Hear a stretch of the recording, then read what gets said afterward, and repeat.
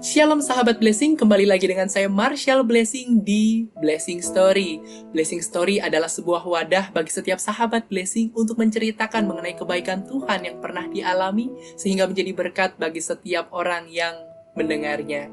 Hari ini kita kedatangan salah satu sahabat Blessing yang bernama Mama Gebi. Langsung aja yuk kita kenalan. Halo, Shalom Mama Gebi.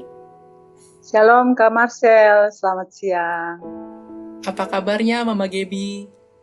Puji Tuhan, baik, sangat baik. Wah, puji Tuhan. Kalau boleh tahu, Mama Gebi berasal dari kota mana ya? Saya berasal dari kota Kupang, Nusa Tenggara Timur, Kak Marcel.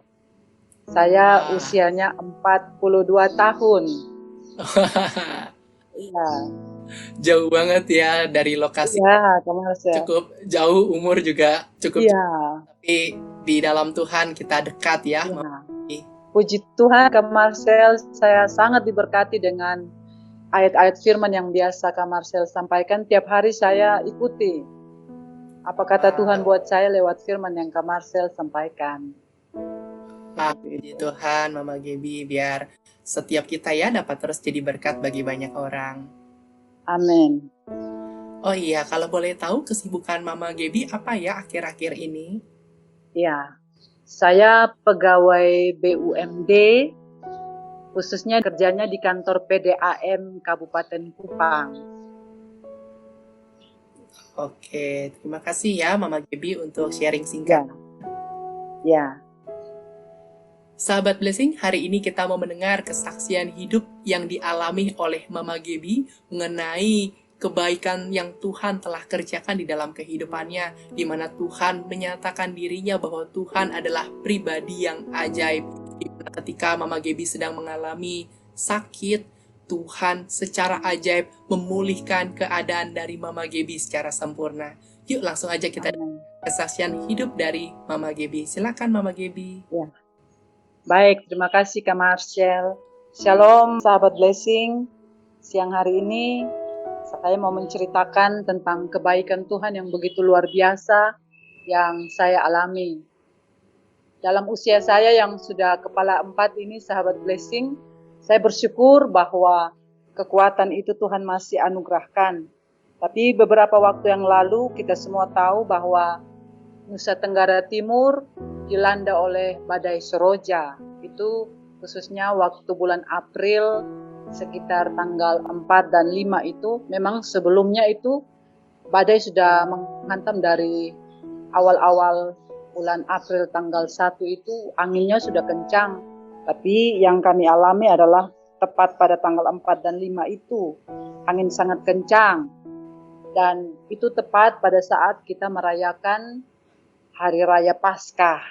Nah, karena badai yang menghantam itu cukup membuat kehancuran yang banyak, bukan hanya di kota Kupang, tapi kota-kota sekitar kota Kupang, sehingga kami sebagai anak-anak Tuhan, kami dikasih berkat, kami dikasih kesempatan, kami dikasih hal yang Tuhan mau, sehingga kami saling memberkati. Sehingga ketika badai Seroja itu selesai tanggal 5, tanggal 7 itu saya berencana bersama suami dan teman sepelayanan, kami mau antar bantuan ke teman-teman kami yang ada di Oisao. Itu tempatnya itu ada di luar kota Kupang, sekitar ya 60-70 km dari kota Kupang. Dan ketika minta maaf, sahabat blessing, ketika saya mempersiapkan diri, saya merasa ada perubahan pada tubuh saya.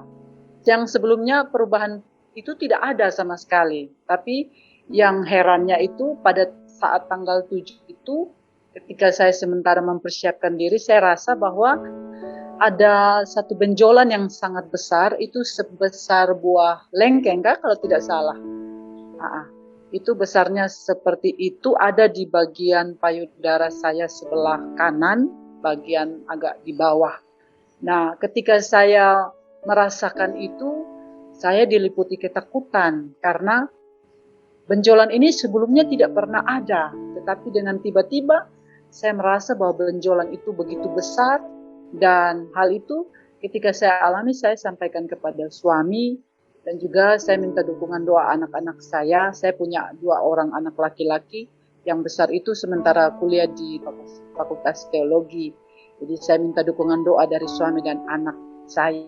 Saya tidak menceritakan kepada teman-teman sepelayanan karena saya rindu hal ini kami keluarga dulu yang menggumuli itu di hadapan Tuhan.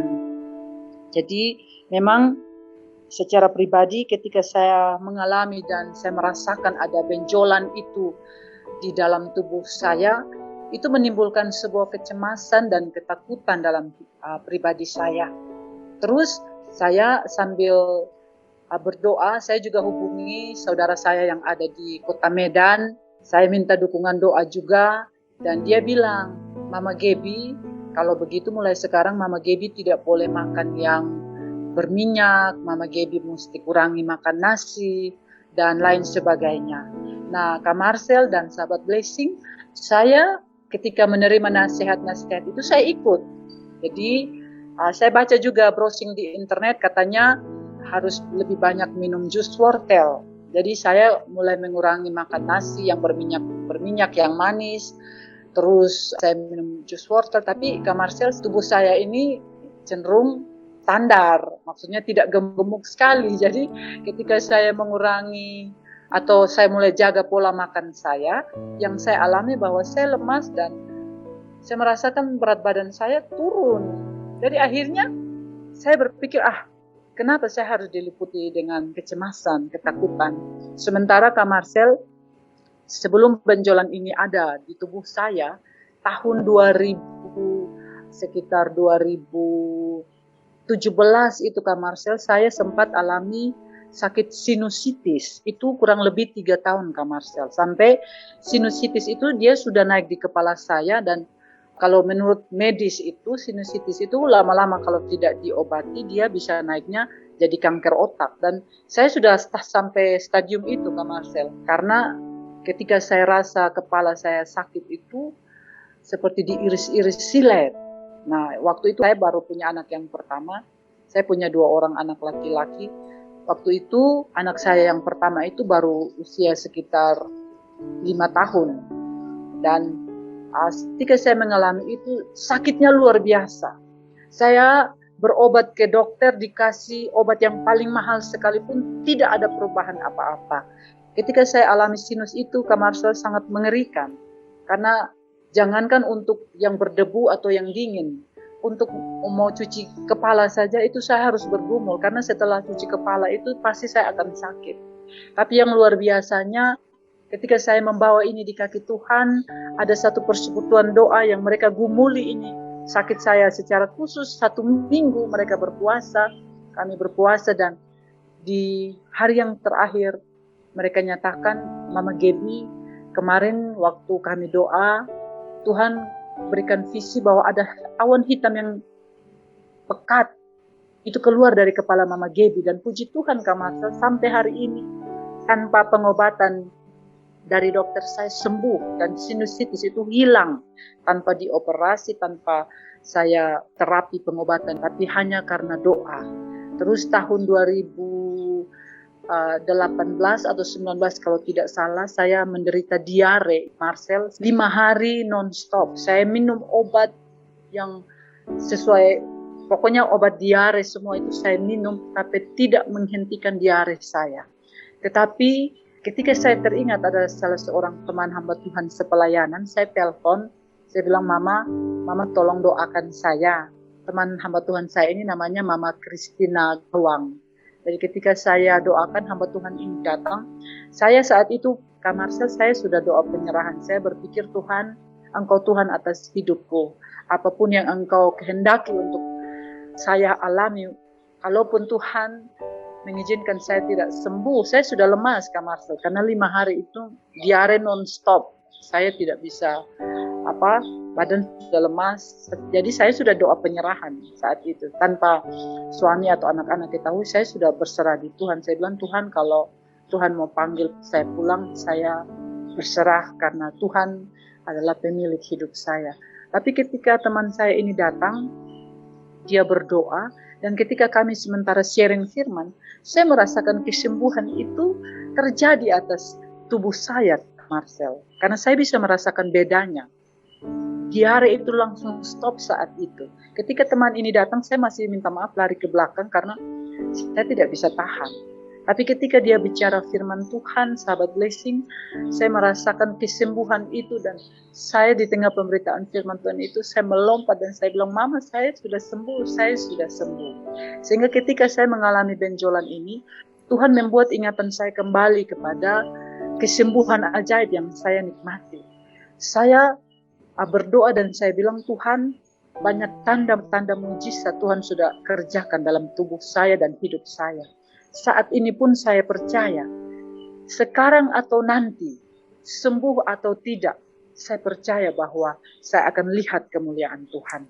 Saya hanya berdoa, saya bilang, Tuhan, kalaupun Tuhan izinkan saya harus dipanggil lewat penderitaan ini, karena baru tahun lalu kami menggumuli teman yang sama itu, Kak Marcel dan sahabat blessing, bahwa teman saya itu teman sepelayanan saya, usianya 78 tahun, Kak Marcel.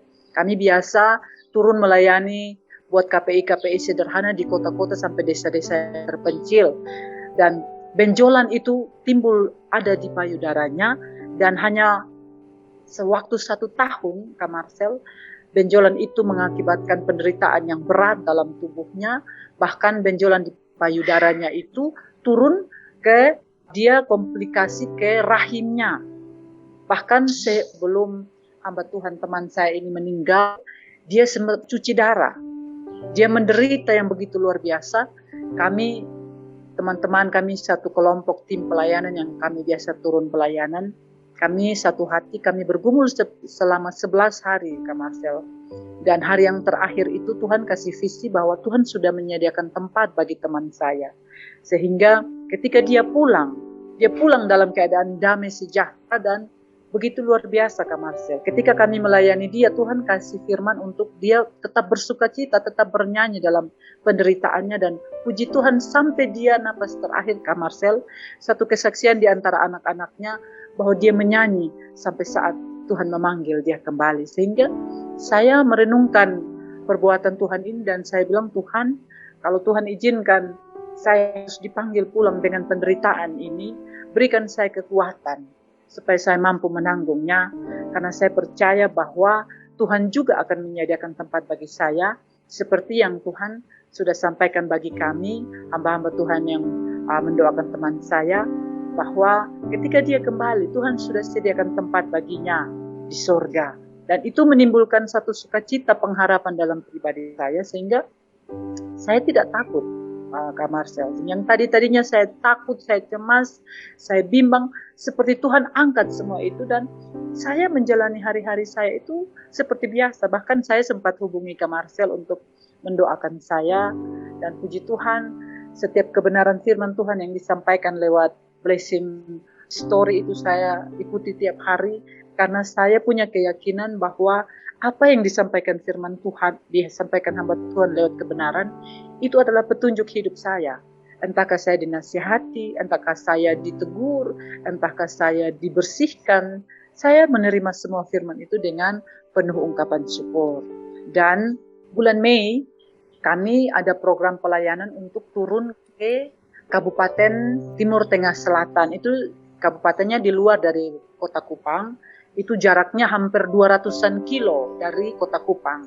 Dan jalan medannya itu sangat berat. Tetapi kami dipanggil Tuhan, kami dipilih Tuhan, kami diutus Tuhan untuk kami turun melayani di kabupaten ini, di salah satu desa yang terpencil antara perbatasan Kabupaten Timur Tengah Selatan dan Kabupaten Malaka. Kami sampai di perbatasan itu dengan jarak yang begitu jauh, dengan perjalanan yang begitu luar biasa karena medannya berat. Tetapi ketika kami dipersiapkan hari yang terakhir, Tuhan mengingatkan saya pribadi untuk firman Tuhan yang ada di kitab Yosua pasal yang ketiga, ayat yang kelima. Berkatalah Yosua kepada bangsa itu, kuduskanlah dirimu, sebab besok Tuhan akan melakukan perbuatan yang ajaib di antara kamu. Nah, firman Tuhan ini, Kak Marcel, saya pegang teguh dalam pribadi saya. Karena saya sudah menjalani hari-hari saya seperti biasa, tidak ada ketakutan, kecemasan. Saya tidak pernah takut dengan kondisi tubuh saya. Tetapi ketika saya diingatkan Tuhan akan benjolan yang ada. Saya pegang bagian tubuh yang sakit itu dan saya berdoa, Tuhan, saya percaya bahwa tidak ada perkara yang mustahil bagi Engkau. Tuhan mampu dan sanggup memulihkan keadaan saya. Bahkan Tuhan mengingatkan saya ketika setiap kali saya makan dan saya minum, saya berdoa bahwa Tuhan, makanan dan minuman ini hanyalah sebagai alat. Tetapi kesembuhan itu datang daripada Tuhan. Dan biarlah terjadi pada hidup saya menurut apa yang Tuhan rencanakan dan Tuhan kehendaki. Dan Kak Marcel, kami berangkat ke Amanatun itu tanggal 17 Mei. Dan ketika kami sampai di sana, ketua rombongan kami ini menunjuk saya salah satu sebagai pemberita firman. Jadi kami di sana, kami KPI 3 malam, 3 pemberita firman pada KPI itu, dan kami harus turun lagi ke daerah yang lebih terpelosok lagi untuk ada 2 mata jemaat yang menanti kami di sana. Dan 2 daerah ini, Kak Marcel dan sahabat Blessing, nama tempatnya itu satu Sono dan yang kedua itu saya lupa namanya. Tapi saya dikasih tugas untuk di daerah Sono ini, saya yang memberitakan firman Tuhan di sana. Nah, sahabat Blessing perlu ketahui bahwa belum genap 2 minggu di daerah ini sangat terpencil. Itu perjalanannya begitu luar biasa. Kampung ini kampung yang sangat kecil, tetapi dia ada di tengah-tengah hutan dengan perjalanan masuk yang waktu kami masuk itu karena desa ini ada di lembah, kami turun dari atas itu turun sampai luar biasa, jalan medannya sangat berat. Kami masuk desa itu karena kami dari desa yang satu itu namanya Fotilo. Kami masuk Fotilo itu sekitar jam 1 siang. Kami pelayanan di sana, KPI sederhana di sana, teman yang membawa firman di sana, dan kami keluar dari Fotilo itu sekitar jam 2:30, 3. Kami keluar dan kami mulai perjalanan untuk masuk ke sono. Kami masuk sekitar jam 4:30 sore, Kak Marcel. Tetapi menghadapi medan yang berat itu, Tuhan menjaga hati saya. Saya ingat firman Tuhan Yosua itu, dia bilang, kuduskan dirimu. Maka saya jaga hati saya sehingga saya tidak terpengaruh dengan kondisi sekitar, dengan situasi medan yang berat. Tetapi justru dalam medan yang berat itu Tuhan ajar saya.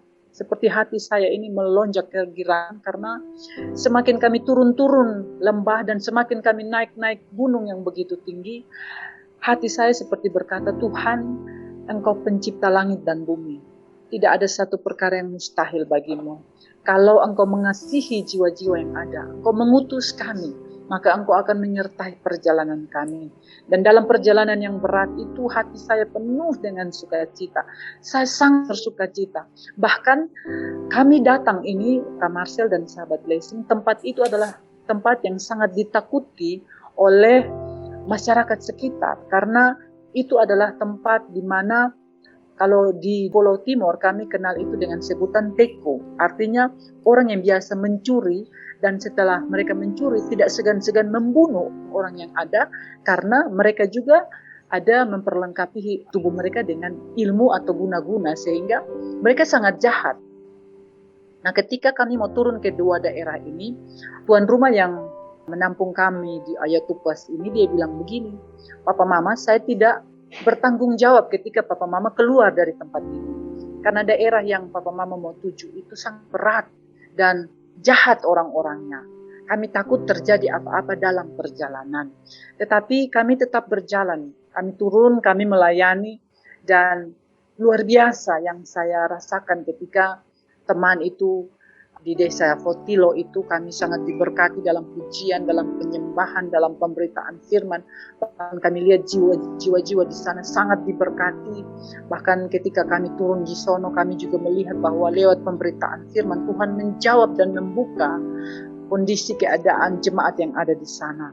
Jadi ketika pemberitaan firman Tuhan selesai, ketua tim kami mengajak jemaat untuk mereka berlutut di hadapan Tuhan dan kami mengelilingi mereka dan mendoakan mereka. Kak Marcel, saya ini melayani Tuhan biasa-biasa saja. Saya maksudnya tidak ada dikasih karunia Tuhan lebih untuk saya melayani Tuhan. Tetapi yang luar biasa pada saat saya melayani kami mendoakan jiwa-jiwa. Ketika saya sementara fokus mendoakan mereka, kenapa saya bilang saya fokus? Karena hati saya penuh dengan sukacita, hati saya begitu bergirang dalam Tuhan. Saya tidak mengingat kondisi tubuh saya, tidak. Karena saya sangat menikmati pelayanan saat itu. Tetapi yang luar biasa ketika saya sementara berdoa bagi jemaat-jemaat yang ada satu suara dalam hati saya, dia berkata begini, Kak Marcel, engkau telah sembuh. Dan saya kaget waktu suara itu timbul dalam hati saya, ada dalam pikiran saya, seperti saya mendengar suara itu, Kak Marcel. Dan saya hanya bersyukur, Tuhan terima kasih. Kalau memang saya betul, saya sembuh, saya bersyukur kepada Tuhan. Dan ketika suara itu saya alami, saya menikmati apa yang Tuhan karuniakan bagi saya, saat itu saya diam. Dan sampai di tempat penginapan kami, saya juga tetap berdiam diri, tetapi saya pulang, saya masuk, saya berdoa bersyukur secara pribadi, setelah dengan teman-teman kami doa syukur, secara pribadi saya doa bersyukur, dan saya mencoba untuk memegang benjolan yang ada, Kak Marcel, dan memang benjolan itu dia berkurang, ukurannya itu yang tadi sebesar buah lengkeng itu, dia seperti dikecil dari kelereng. Tapi benjolan itu masih ada. Saya berdiam diri, Kak Marcel, terus sambil saya memuji Tuhan, saya penuh dengan sukacita. Dan perlu saya sampaikan bahwa ketika saya memberitakan firman Tuhan itu, Kak Marcel, itu tanggal 19 Mei. Itu tepat hari ulang tahun anak bungsu saya. Saya hanya bilang saat itu, saya bilang, Tuhan, melayani Tuhan, saya dipisahkan dengan anak-anak saya. Tetapi saya berbahagia karena firman Tuhan bilang bahwa karena Tuhan saya meninggalkan suami dan anak-anak, maka saya akan menerima upahnya. Dan saya bersukacita, Kak Marcel, ketika tanggal 20 kami harus kembali, 21 pagi kami harus kembali, Kak Marcel, saya sampaikan kepada ketua tim bahwa saya mengalami mujizat Tuhan. Dan luar biasa, Kak Marcel, dalam perjalanan kami pulang, kami dibawa dengan penuh sukacita. Bahkan jemaat yang ada di sana menantikan kami harus kembali dalam tahun ini ke sana, Kak Marcel. Kami masih dalam pergumulan untuk kami kembali ke sana. Dan yang luar biasa ketika saya sampai di rumah, saya bicara sama suami dan anak-anak saya. Kami doa bersyukur dan puji Tuhan setelah hari itu, benjolan itu sama sekali sudah hilang. Dan saya merasa bersukacita karena saya percaya bahwa semua itu hanya karena kasih dan karunia Tuhan. Mungkin demikian kesaksian saya, Kak Marcel. Terima kasih. Wah, puji Tuhan. Terima kasih ya, Mama Gaby, untuk kesaksiannya. Ya. Sahabat Blessing, hari ini kita kembali diingatkan bahwa setiap kita memiliki Tuhan yang hidup, Tuhan yang sanggup, bahkan Tuhan yang ajaib untuk melakukan segala sesuatu. Mama Gaby adalah salah satu bukti bahwa Tuhan adalah pribadi yang sanggup untuk melakukan berbagai macam cara untuk memulihkan keadaan setiap anak-anak. Ketika Mama Gaby menyaksikan bahwa Mama Gaby ternyata tidak hanya pernah mengalami satu kesembuhan, tetapi beberapa kesembuhan terjadi dengan cara Tuhan yang ajaib. Oleh sebab itu, Blessing, jangan pernah takut ataupun khawatir ketika kita menjalani kehidupan ini. Sebab sesungguhnya kita memiliki Tuhan yang ajaib. Kalau Tuhan dapat memulihkan, menyembuhkan keadaan Mama Gaby secara sempurna, saya percaya bahwa Tuhan yang ajaib pun juga akan menyembuhkan dari sahabat Blessing semua. Sekali lagi terima kasih ya Mama Gaby untuk kesaksiannya. Nggak minta pesan-pesan untuk setiap sahabat Blessing yang telah mendengarkan Blessing Story hari ini. Ya, makasih Kak Marcel. Mungkin saya hanya mau memberikan kesan atau pesan bahwa kehidupan kita sebagai anak-anak Tuhan, firman Tuhan berkata di dalam kitab Roma bahwa sebelum dunia dijadikan, Tuhan sudah memilih dan memanggil kita. Ketika Tuhan memanggil dan memilih kita, kita adalah anak-anak yang luar biasa bagi Tuhan. Oleh karena itu, apapun yang menimpa kita, jangan pernah kita khawatir. Karena Bapa kita adalah Bapa yang penuh dengan kuasa. Dia senantiasa mendengar doa kita. Jangan pernah kita berpikir bahwa ketika kita berdoa Tuhan tidak dengar. Tidak. Tuhan mendengar setiap doa kita. Yang perlu kita lakukan adalah kita harus tetap beriman, percaya, dan kita harus hidup sebagaimana yang Tuhan kehendaki dalam kehidupan kita. Bagaimana cara kita hidup sesuai dengan apa yang Tuhan kehendaki adalah mari kita senantiasa mengarahkan hati kita kepada setiap firman Tuhan yang tiap hari kita baca, kita dengar. Sehingga ketika kita hidup sesuai firman Tuhan, maka kita percaya apapun yang kita doakan, Tuhan pasti menjawab kita dengan ajaib. Mungkin itu saja Kak Marcel, terima kasih. Amin. Terima kasih ya sekali lagi buat Mama Gaby atas kesaksian dan waktunya. Ya. Untuk setiap sahabat blessing yang diberkati dengan konten Blessing Story hari ini, jangan lupa untuk like, komen, dan juga subscribe ya YouTube channel dari Blessing Entertainment. Untuk setiap sahabat blessing yang juga rindu untuk menceritakan mengenai kebaikan Tuhan yang pernah dialami, sahabat blessing bisa langsung mengklik link yang terdapat di kolom description YouTube channel Blessing Entertainment. Sampai berjumpa di Blessing Story selanjutnya. See you and God bless you.